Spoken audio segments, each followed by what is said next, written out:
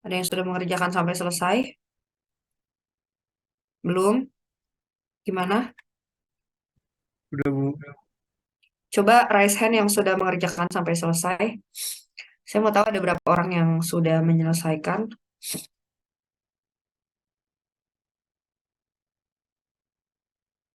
Oke, dua, tiga, oke, empat, oke, sudah banyak ya. Lima, oke, oke.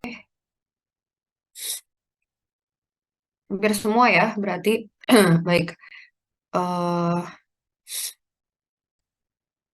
oke, terima kasih teman-teman. Boleh diturunkan lagi raise hand-nya. Hampir setengahnya berarti sudah mengerjakan. Berarti saya anggap teman-teman sudah paham gitu ya. Mungkin nanti lebih detailnya lagi kita lihat untuk setiap kala ulang untuk setiap periode. Kita next lagi. Nah, nanti kalau misalkan dibuat grafik seperti ini. Nah, ini mungkin saya jelaskan sedikit ya untuk pemilihannya. Itu dicari yang errornya paling kecil. Berarti kalau di sini log Pearson. Maka distribusi yang kita gunakan adalah distribusi yang log Pearson. Nah, sebenarnya tiap distribusi ini dia akan menghasilkan nilai periode ulang masing-masing gitu ya. Nah, cuman dipilih yang errornya paling kecil yaitu di log Pearson. Maka kita pakai kalau ulang yang ada di log Pearson gitu.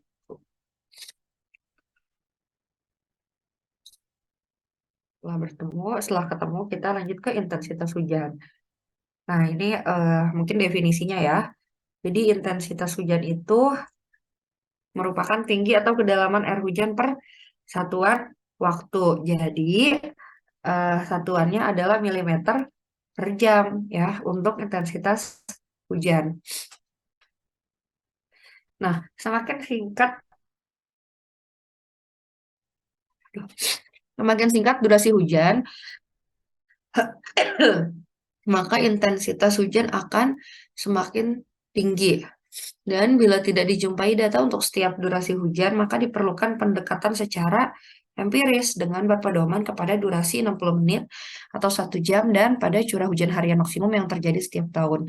Jadi sebenarnya data intensitas hujan yang sebenarnya itu adalah jam-jaman ya teman-teman. Tapi kadang alatnya tuh rusak atau alatnya tuh tidak tersedia. Jadi dia hanya mencatat curah hujan harian. Jadi ini selama 1 hari yang paling besar misalkan ada di berapa ya udah itu gitu ya di apa namanya dihitungnya gitu. Jadi bukan jam-jaman, harusnya itu adalah jam-jaman. Nah, kalau misalkan teman-teman nggak punya data jam-jaman, itu bisa sebenarnya pakai ada beberapa metode eh, dibuat jadi jam-jaman. Cuma memang datanya jadi kurang apa ya, kurang akurat gitu ya.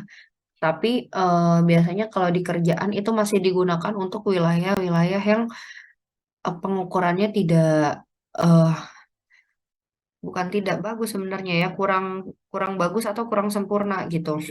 Seperti di Kalimantan beberapa sungai yang ada di Kalimantan gitu ya, tapi yang sungainya tidak terlalu besar dan adanya di wilayah yang cukup dalam, itu biasanya kan tidak dipasangi alat pengukur hujan. Nah, itu biasanya kita pakai eh, curah hujan harian, kemudian diubah ke jam-jaman gitu.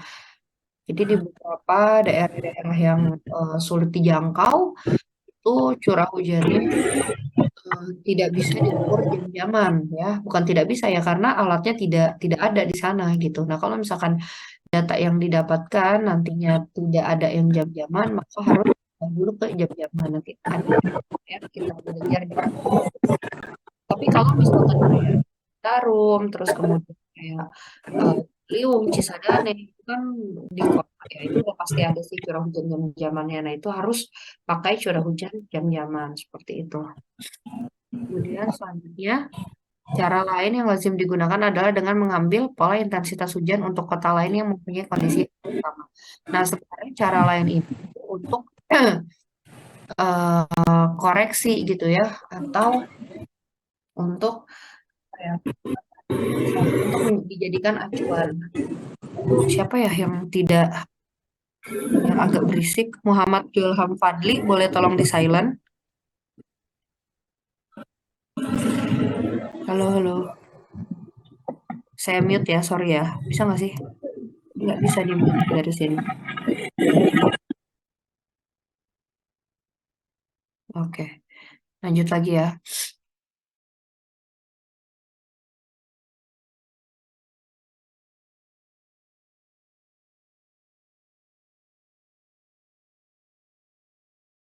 Nah, jadi nah lain misalkan ya, misalkan di Karawang kita butuh data tapi nggak ada nih datanya, adanya di Cikarang yang lengkap gitu.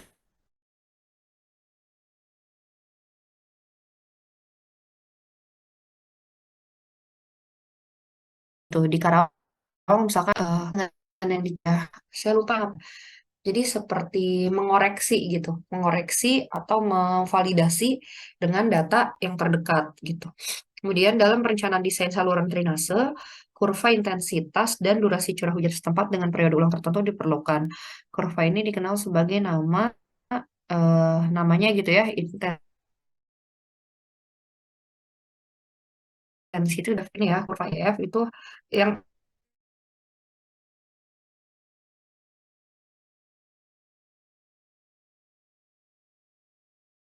kurva ya, seperti apa drainase, kita kan rumusnya menggunakan CIA ya, rasio gitu. Di mana C-nya itu mahal dan A-nya eh,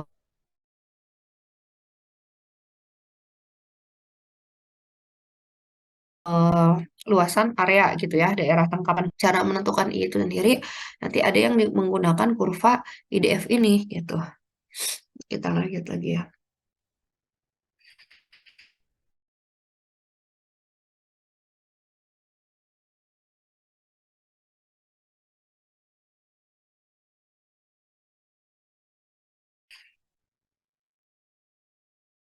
Jadi IDF itu ini bentuknya. Jadi untuk intensitas hujan selalu dibuat kurva IDF. Nah, kita bahas lagi.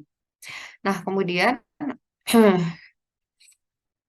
dalam menentukan IDF diperlukan data yang lengkap. Terdapat beberapa formula yang biasa digunakan untuk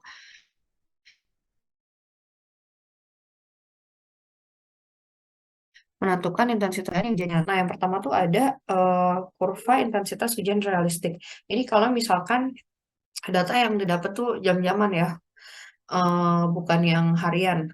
Kalau yang harian ada caranya lagi. Nah, ini yang pertama pakai Talbot. Ini kalau teman-teman ingin menguasai tentang sumber daya air gitu ya. Jadi dulu waktu saya kuliah S2 itu ada juga teman saya dari teknik lingkungan Undip dan dia S2-nya di sumber daya air ITB sama seperti saya. Nah, kalau teman-teman ingin mendalami nantinya ke depannya mungkin di sumber daya air, itu harus tahu gitu ya. eh, rumus-rumus yang ada di intensitas hujan itu ada apa saja gitu. Nah, pertama ini ada Talbot ya. Rumusnya seperti ini teman-teman bisa lihat. Ini ditemukan oleh Profesor Talbot ya di tahun 81 dan masih digunakan sampai saat ini. Rumusnya sederhana. I sama dengan A per T plus B di mana em, T-nya ini adalah curah hujan dalam satuan jam. Kemudian A dan B itu adalah konstanta. Nah, ini nanti konstantanya yang teman-teman masukkan gitu ya, angka-angkanya gitu. Nah, kemudian next lagi. Kemudian ini ada Sherman. eh ditemukan juga oleh Prof. Sherman. Persamaannya A per T pangkat N, di mana T dan N ini juga konstanta yang harus dihitung terlebih dahulu. Kemudian yang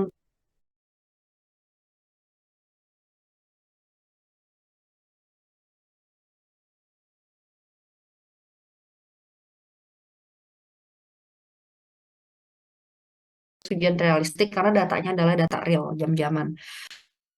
Yang terakhir ada Ishiguro, ini juga sama pakai konstanta A dan B ya, tapi rumusnya berbeda.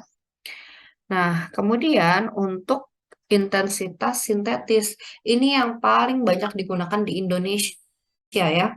Tapi yang ini juga digunakan cuma nggak banyak. Kenapa ini paling banyak digunakan? Karena tadi yang saya bilang datanya itu kurang lengkap ya. Di Indonesia data sangat sulit mencari data ya, data curah hujan itu terutama yang jam-jaman gitu. Nah, kalau misalkan teman-teman nggak bisa dapat data yang jam-jaman, silakan pakai ini. Ini namanya rumus mononop.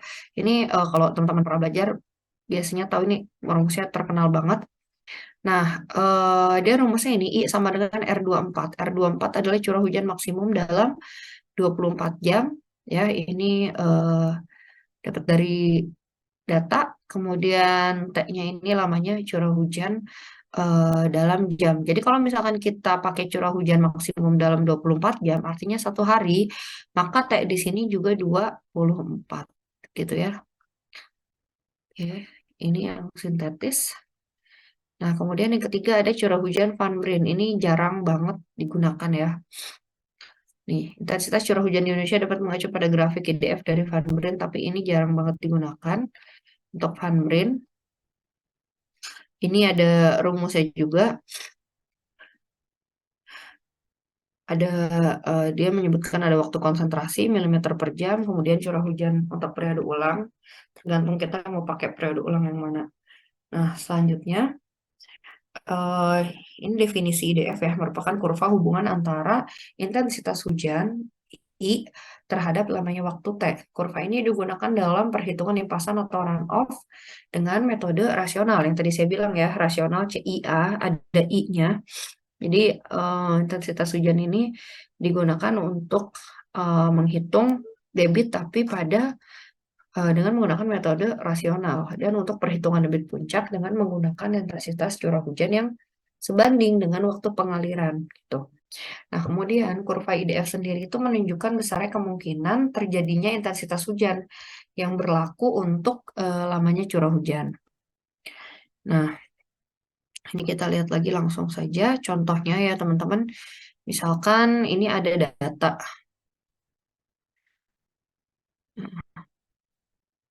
harga-harga dengan kemungkinan 10 tahun, jadi dalam 10 tahun gitu ya, maka dihitung harga-harga intensitas curah hujan sesuai dengan rumus kurva realistik. Ini misalkan diketahui curah hujan jam-jamannya ya, lama curah hujan menit. Oh ini malah dia menitan gitu per. Jadi pengukuran curah hujan itu ada 3 jam, ada sejam sekali, 3 jam sekali gitu ya, bahkan ada eh, menit-menitan gitu. Cuma memang menit-menitan ini yang sulit ditemukan gitu ya.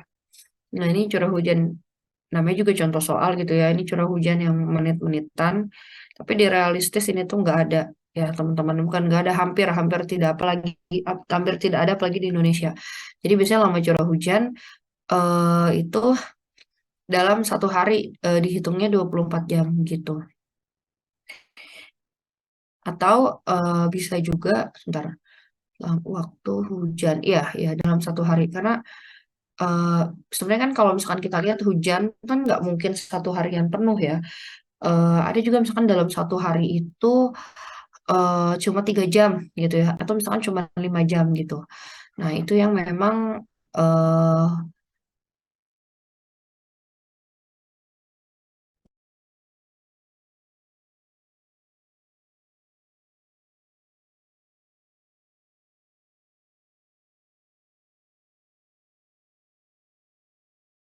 kita nanti memecahkan permasalahan yang kesulitan data gitu teman-teman.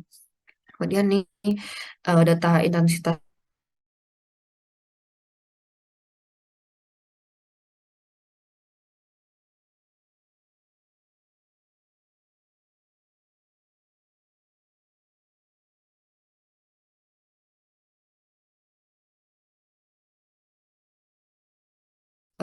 sudah ditemukan gitu ya.